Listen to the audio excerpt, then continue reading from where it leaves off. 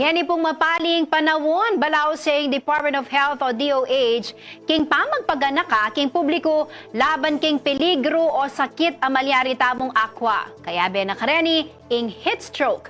Ang paging ahensya metong yung medical condition ini nung nuka rin miraras sobrang katas.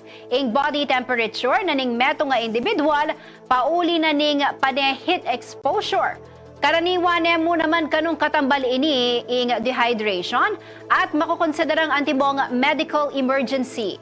Nung aliya ulo, malyaring muli ini king panga-damage na ning utak, puso, batu at aliwapang muscles. Patasana mo naman nini ing posibilidad na ning komplikasyon o kamatayan.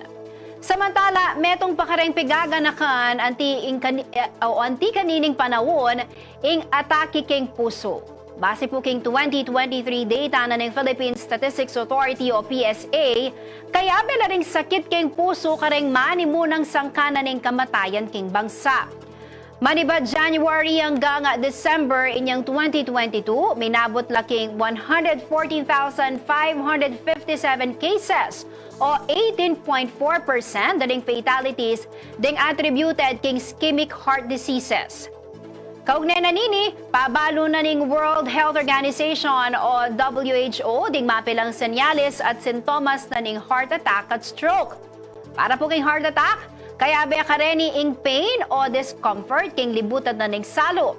Makanyan mo naman king gamat left shoulder, siku, jaw o gulot. Kaya ba rin kareni ing pamaningal, pamanyuka, pakiramdam amayan niya ing buntok, may papawas marimla at manimutla. Kaugnay reni paganakanan ng DOH ing pamag-adopt healthy lifestyle at pamamangan nutritious food.